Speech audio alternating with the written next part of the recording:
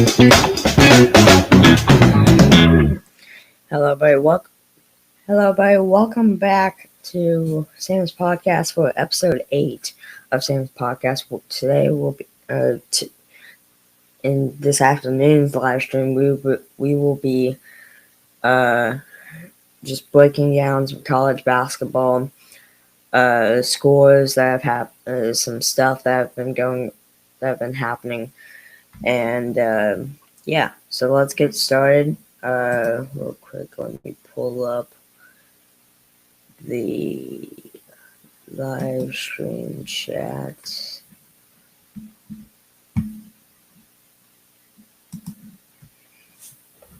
Alright, let me go ahead and type in ESPN.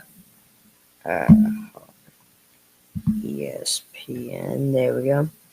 Okay. Now if we go to college basketball and we go scores. Alright, so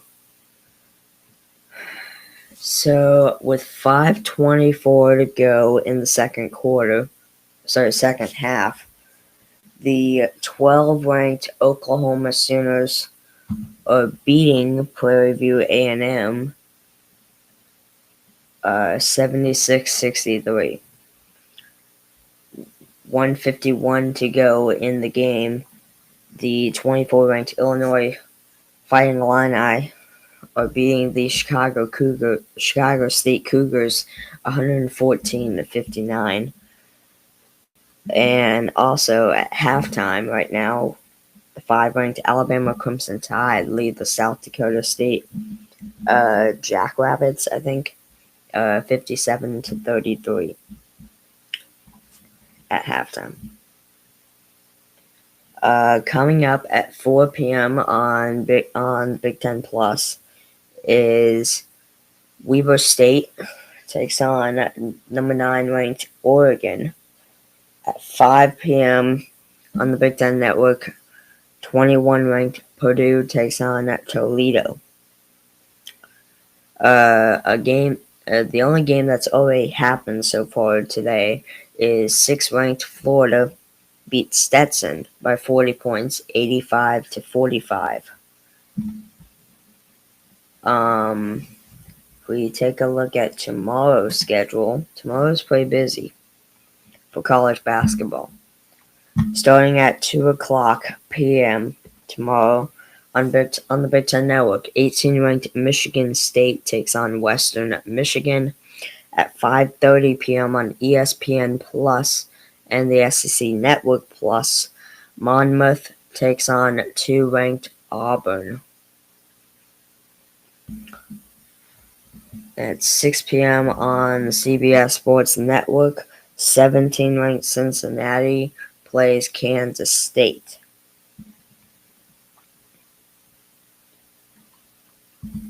(7 p.m. ESPN2), Oakland takes on 23-ranked Arkansas.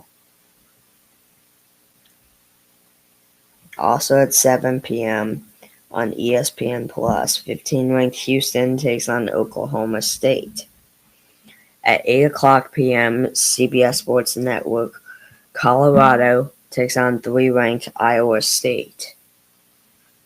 8 p.m. on the SEC Network, 19-ranked Mississippi State takes on Bethune-Cookman. And at 9:00 p.m. ESPN Plus, 14-ranked Gonzaga takes on Pepperdine.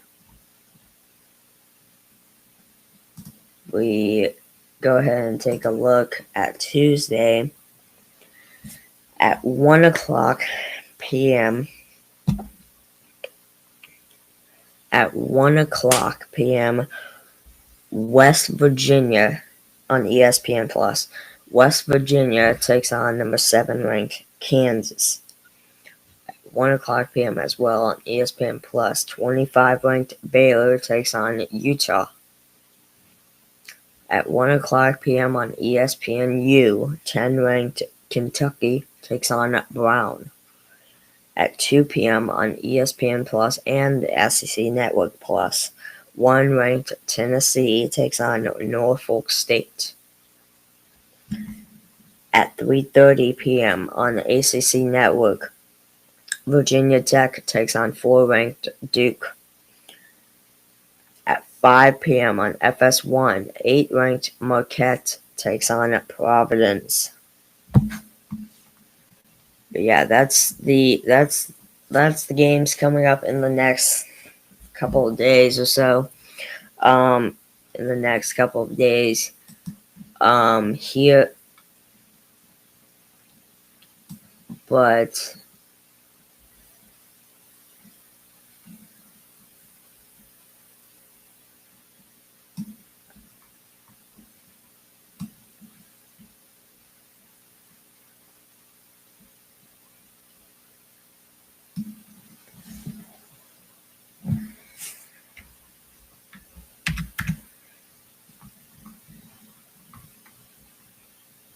yeah. If you're interested in this game as well, coming up at 3 o'clock p.m. today on Central Time, Big Ten Network, Indiana takes on Winthrop. Winthrop is 10-4, Indiana is 9-3. We can take a look at the standings. I'm gonna assume they've changed some. In the ASUN Conference, you got North Alabama leading. America East, UMass Lowell.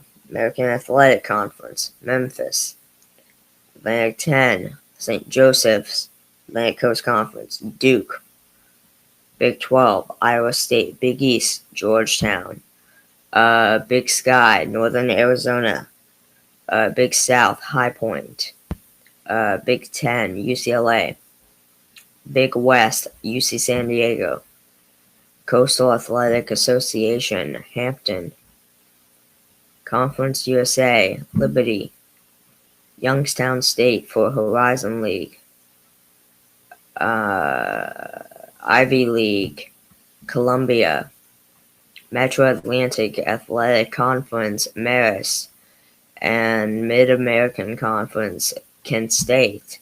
Mid-Eastern Athletic Conference, Norfolk State. And Missouri Valley Conference, Indiana State. Mountain West Conference, Utah State. Northeast Conference, Central Connecticut. Ohio Valley Conference, Morehead State. Patriot League, Holy Cross. SEC, Alabama. Southern Conference, Furman. Southland Conference, Nichols.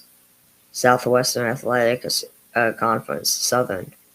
Summit League, North Dakota. And again, if David is in here in the live stream, Oral Roberts is in dead last still. Sunbelt Conference, Arkansas State. West Coast Conference, St. Mary's. Western Athletic Conference, Grand Canyon. So nothing has changed there on the standings, actually. My bad. That's my bad.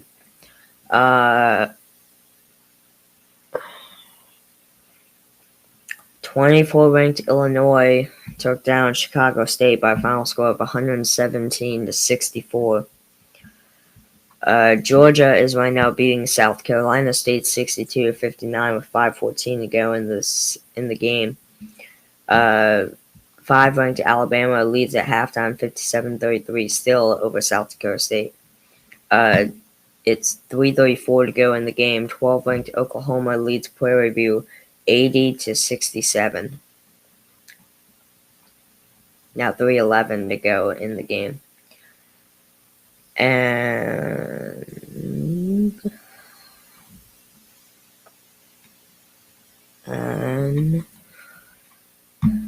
let's see. Has Joe Lenardi updated the bracketology yet? Or lately? Nope. Okay. He might do it tomorrow morning. I don't know. I don't know his schedule. But let's look at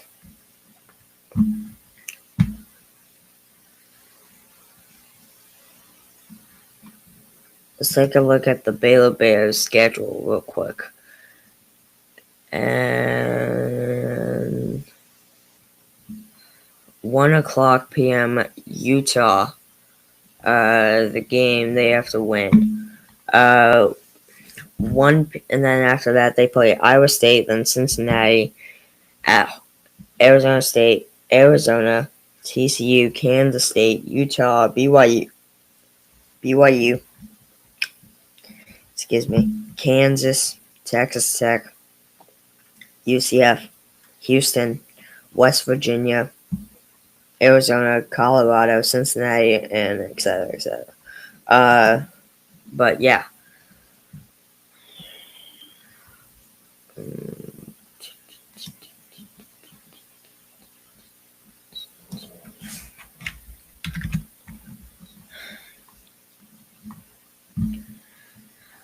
And again, like I mentioned, for Baylor, no matter what, for Baylor, Houston, Kansas, these are must-win games for them. No matter what, whether it's an easy win for them or whether it's a evenly matched team they're facing, or whether it's an evenly matched matchup. It's a must-win game for them. No matter what. Whether they're playing, let's say, like for example, Baylor, like Kansas, must-win game. Utah, must-win game. Cincinnati, must-win game. UCF, must-win game. West Virginia, must-win game. You get the point here. It's a must-win game for Baylor, Kansas, Houston. No matter whoever they're playing, it's a must-win game. They have to win these games.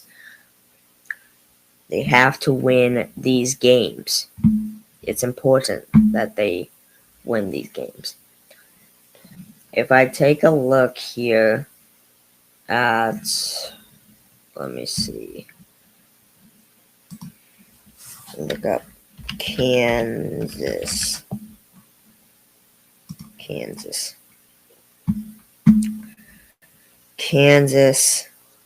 So their last game they played in was against Brown. They won 87-53 against Brown. That must-win game. West Virginia, 1 p.m. this Tuesday. Must-win game. UCF, must-win game. Arizona State, must win. Cincinnati, must win. Iowa State, must win. All these games are must win. Same with the games against Houston and Baylor, must win for Kansas. Now, yes, I know I am saying Kansas should win. It's a must-win game for Kansas against my team. But still, but you get my point. Either way, it's a must-win situation for no matter what team they're playing. It's a must-win situation for either one, for every team out there. And yeah, but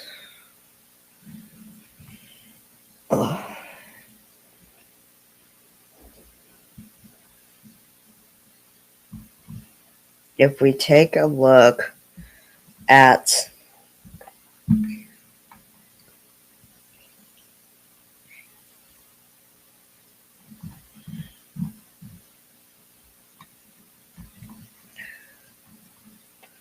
conference,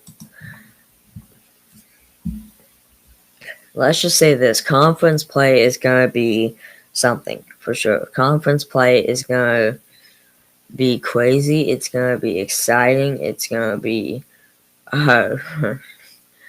I feel like for most of the part, it might be even nerve-wracking. I don't know. But it's going to be crazy. It's going to be exciting. It's going to be chaotic. and that's what you expect from conference play. Conference play is meant to bring a lot of just great basketball. It's meant to bring a lot of great matchups. Um, like I'll give you an example here. Houston and Kansas. There you go. Houston versus Kansas. I would. That's one heck of a matchup to watch. That's one heck of a matchup to watch. Another one.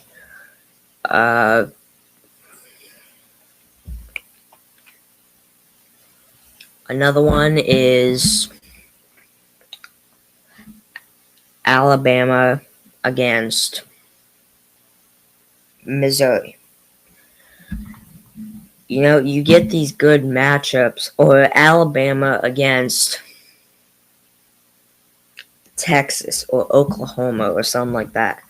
But you get these good matchups.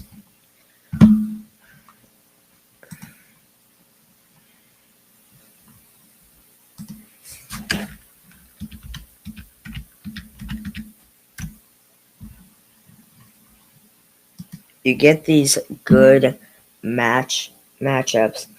Yeah, like Alabama against Florida, Auburn against Tennessee. Those are good matchups.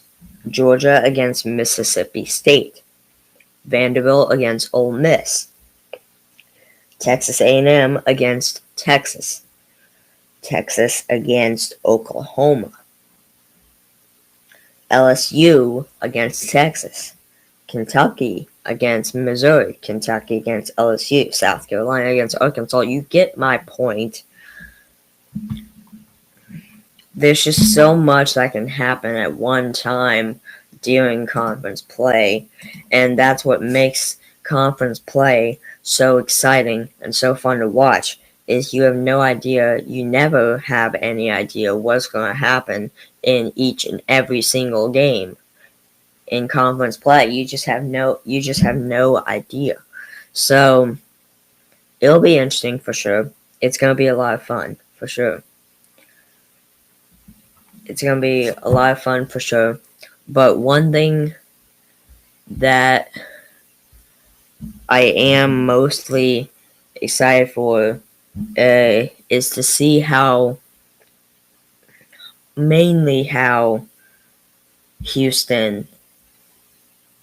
how teams like Houston and stuff do. Because these are new teams. You're not in college, you're not going to have the same exact team every single year like majors, like in the major league, like in the majors and stuff. You're going to have a new team pretty much every single year. So, every single season. So, it'll be interesting to see how Houston, Kansas, Baylor, and all these other teams do.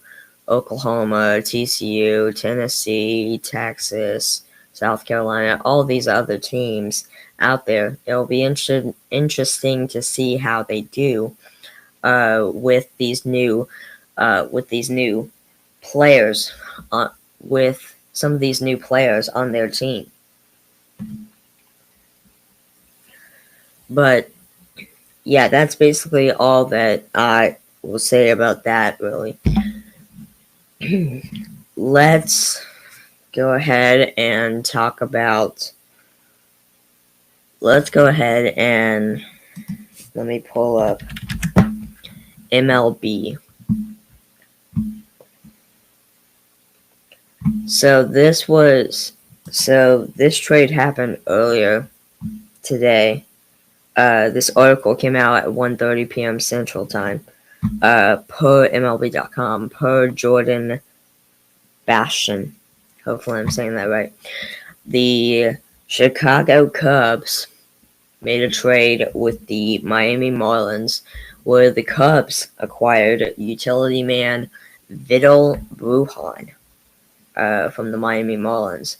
Vidal Brujan is a utility man, like I mentioned. His main position is shortstop. His main position is shortstop. He's a 26-year-old shortstop, 5'10", 180 pounds. He's a switch hitter. He throws right-handed, but he can bat from the right batter's box and the left batter's box. So that's always a good thing to have on your team, is a switch hitter. And that's definitely what the Cubs can use for sure. Vidal Brujan was born February 9th, 1998 in San Pedro de Macorís, Dominican Republic. Made his debut on July 7th, 2021. 3 years ago.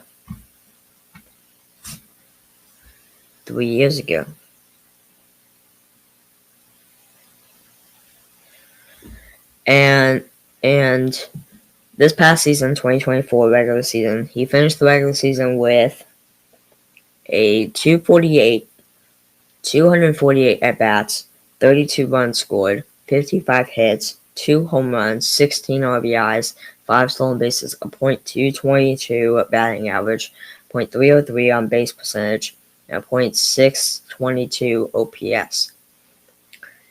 Now, he's not a key guy to have as far as offensively, just because his bat hasn't been great for probably multiple seasons now.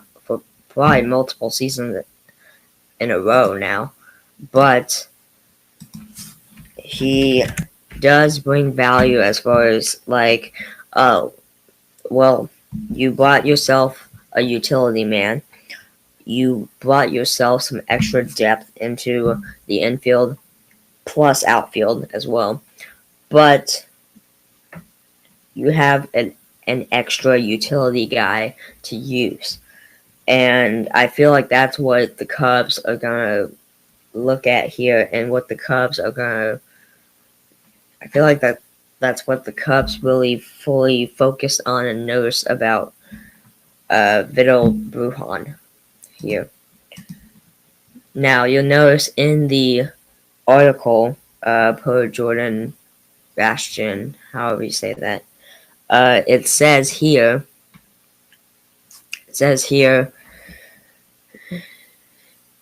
part of the Cubs' ongoing roster reorganization involves finding more potential options for the team's bench. Chicago is bringing utility man Vidal Brujan into the fold as a candidate for that segment of the squad. On Sunday, the Cubs and Marlins agreed to a trade that would bring Brujan to the North Siders in exchange for first baseman Matt Mervis. Yes, so Vidal Brujan is going to the Cubs, and in return, the Miami Marlins will get first baseman Matt Mervis, plus also cash considerations. But if we take a look now at Matt Mervis, he's a first baseman, 26 years old, 225 pounds, 6'2", 6'2", bats left, throws right, bats lefty, throws righty. This past season, 2024, he finished the regular season 26 at-bats, 1 run, scored 3 hits, 0 home runs, 3 RBIs, 0 stolen bases, a .115 batting average, .148 on base percentage, and .302 OPS. He made his debut May 5th of last year, 2023, about to be 2 years ago. But he was born April 16th, 1998 in Washington, D.C.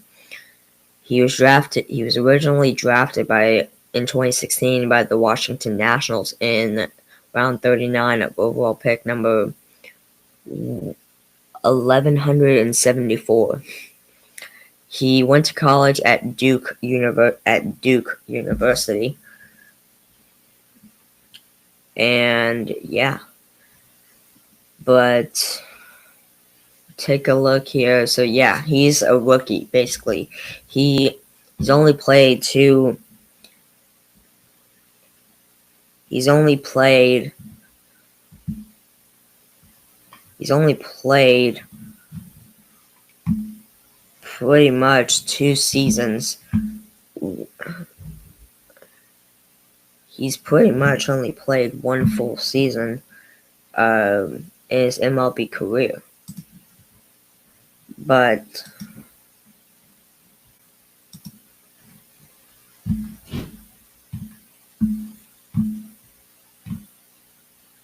let's see.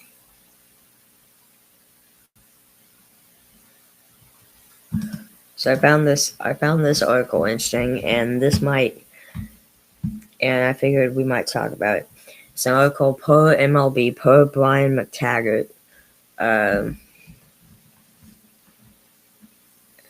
Article talking about what's atop the Astros wish list before spring training. And that's a good question.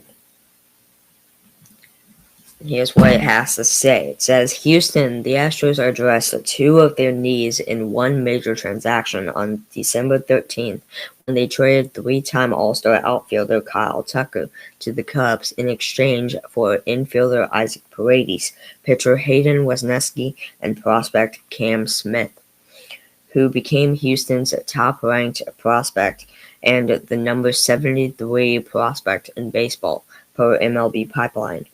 The addition of Paredes, and also last season, who was traded from the Rays to the Cubs in July, satisfies Houston's needs on the corner infield, but that's only part of it.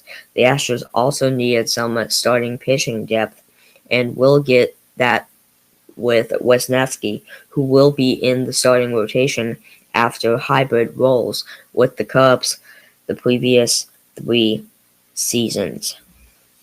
It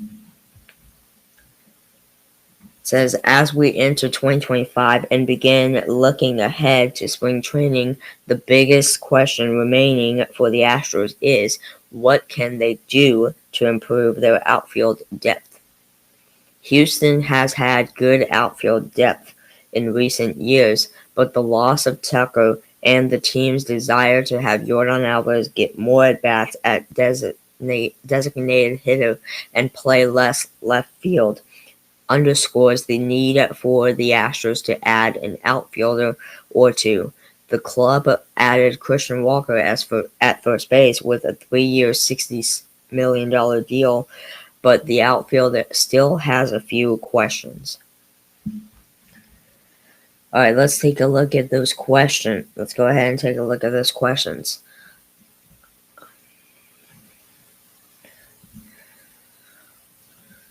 I want to give a shout out to Brian McTaggart for writing this out. What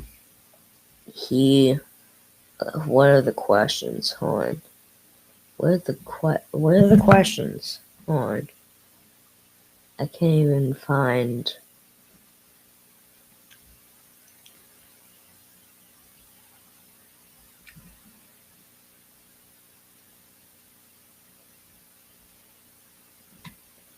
Alright, here's the question. What about McCormick and Myers? What about Chaz McCormick and Jake Myers? I'll read this real quick and then I'll give my own opinion before we end the stream. Alright, so it says McCormick posted a .577 OPS in 94 games last season, hitting .211 with 5 home runs. Those numbers were a far cry from the .273, .353, .489 slash line he posted in 2023, and with 22 homers, 70 RBIs, and 19 steals. What I told McCormick is 2024, just turn the page. Put that in the past. Astros manager Joe Espada said to him, he's a really good player and it's in there. I think he tried to do a little bit too much going into spring training and trying to put the same numbers. I told him, hey, listen, that's in the past. Forget about it. Go home, train, and get ready for spring training. Myers, meanwhile, had a .646 OPS in 148 games in 2024 and got most of the team's starts, 126, in center field. He posted a .736 OPS in the first half of the season, .924 in May, before slumping in the second half with a .526 OPS.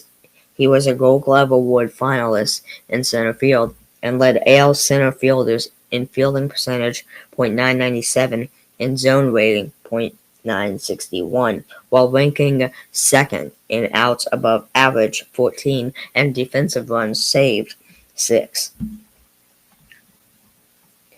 It says there could be help on the horizon from the farm outfielder Jacob Melton, Houston's number 2 prospect and the number 89 prospect in baseball, split last season between AA Corpus Christi for 58 games and AAA Sugar Land 47 games, and slash .253, .310, .426 with 15 homers and 54 RBIs and 30 stolen bases.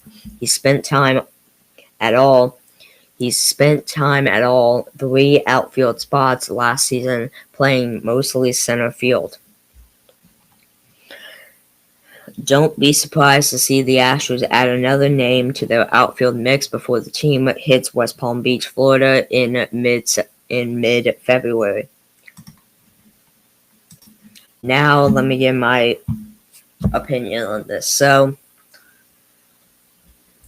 look, I think McCormick's a great center fielder, but as far as the bat goes, he needs some help. So, if I were Dana Brown, I would keep Myers. I would keep Jake Myers, but I would probably trade away Chas McCormick just because his bat is not great. Okay, his glove is great, but his bat sucks. All right, so I would say get rid of Chas McCormick, keep Jake Myers, and then probably just call up like Jacob Melton as a backup center fielder for Jake Myers and just put Jake Myers as the main center field guy.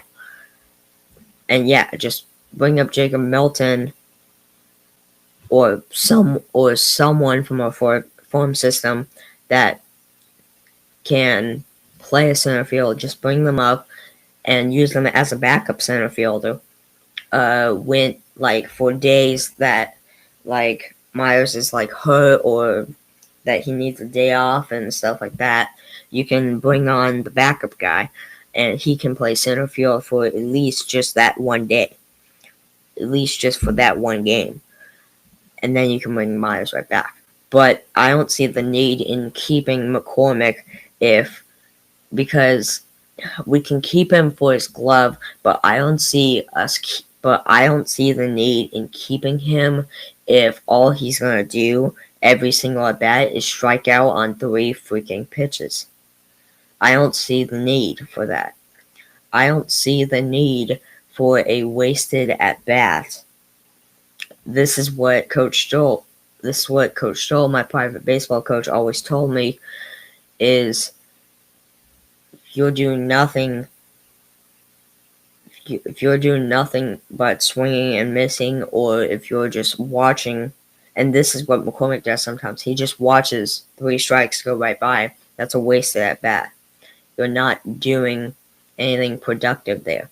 If you're not swinging the bat, you're not doing anything productive. All you're doing is you're just wasting your time in the batter's box. And I feel like that's, if the Astros really want to get on a deep run as far as making the postseason and getting on a deep run into the postseason, then they need to start right now. They need to start by getting rid of some of these players that just have no really meaning as far as batting wise, starting with Jazz McCormick.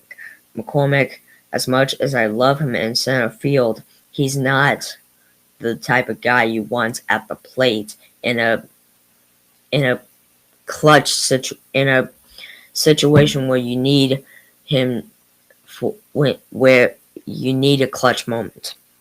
He's not that type of bat. He's not that type of bat. He's not that type of player. I'm sorry, you're just not. But yeah, I don't know. That's just my opinion. But let me know what you guys think. And yeah, I don't know. But that's gonna do it for episode 8 of Sam's podcast. I'll be live again tomorrow morning. Okay? I'll be live again tomorrow morning.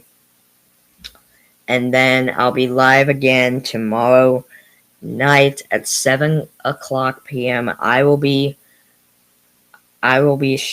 streaming the Houston Cougar game. And what do I mean by that? I'm not going to show the game. I'm going to commentate on it. So, alright. So, I'll see you guys tomorrow morning. Peace out.